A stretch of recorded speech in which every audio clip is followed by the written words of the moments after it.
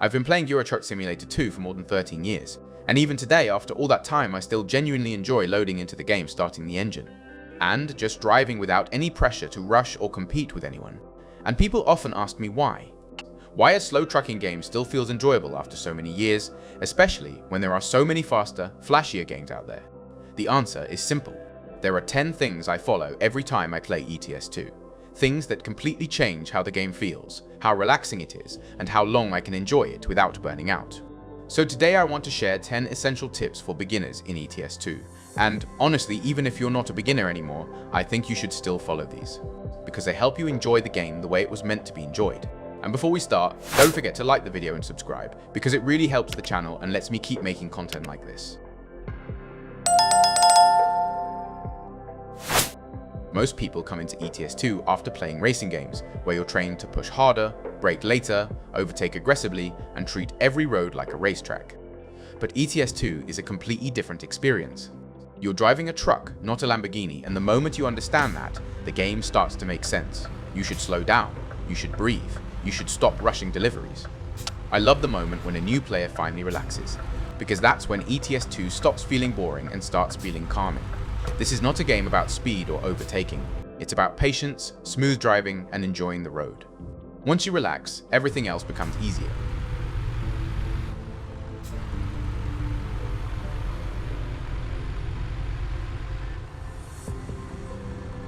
Reversing and parking is one of the biggest reasons new players get frustrated, and I completely understand why.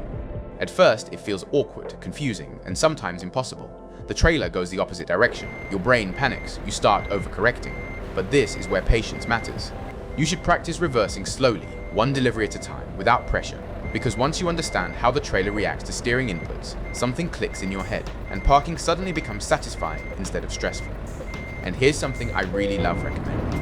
If you want to practice without worrying about damaging trailers or cargo, go straight to the driving academy, because it's designed exactly for this purpose, and it will teach you skills that make the rest of the game much easier. Once you master parking, you'll never skip it again.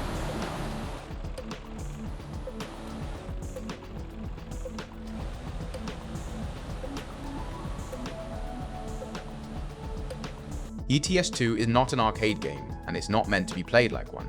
You should treat it like a real driving simulation, because that's where the depth comes from. Follow speed limits, use your indicators, stop at red lights, respect traffic rules. I love how the game feels when you simulate real driving, because suddenly you're not just moving from point A to point B, you're driving. You'll start anticipating traffic, you watch mirrors more, you plan ahead. And that's when ETS2 becomes immersive instead of repetitive.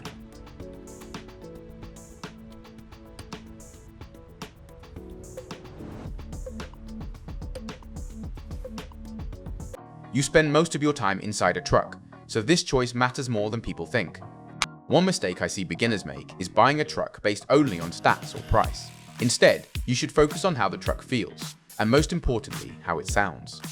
I love good engine sounds, and I genuinely believe that poor-sounding trucks slowly push players away from the game without them realizing it. That's why I recommend newer trucks, because they usually sound better and feel more refined, especially for long drives. Good examples are Volvo FH5 and FH6.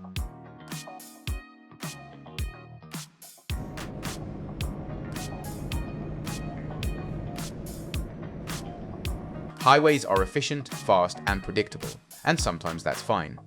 But if you really want to see what ETS2 is about, you should spend more time on country roads. I love country roads because they show the true beauty of the game. You drive through villages.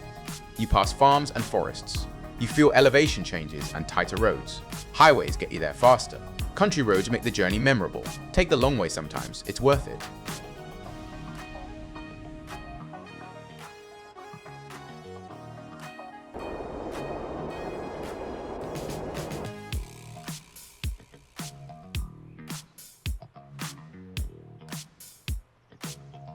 This might sound strange, but learning to drive in the UK will make you a much better ETS2 driver overall. Driving on the left side forces you to slow down, pay attention, and think more consciously about every move you make. At first, it feels uncomfortable, then it feels normal, and eventually, it feels easy. Once you're comfortable driving in the UK, driving anywhere else in ETS2 feels simple by comparison. I really recommend trying it.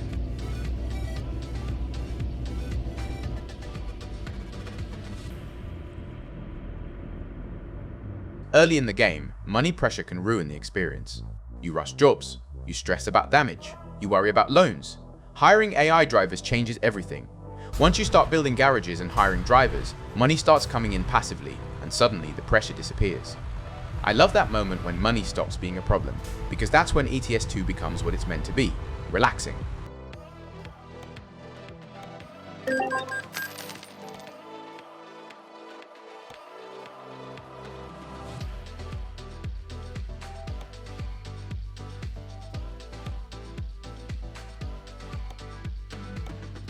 Default physics are fine, but if you want the truck to feel real, you should use a physics mod.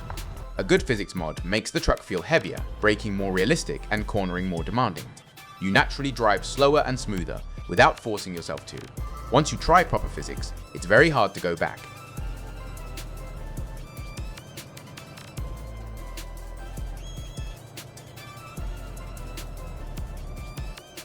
Voice navigation is one of those features people ignore, but it makes a huge difference. Instead of staring at the GPS all the time, you can focus on the road, traffic, and surroundings. I love how natural it feels to hear directions while driving, especially in cities and complex junctions. It reduces stress and improves immersion at the same time. Turn left. Get ready to turn right. Turn right. Get ready to turn right. Keep right, and then exit right.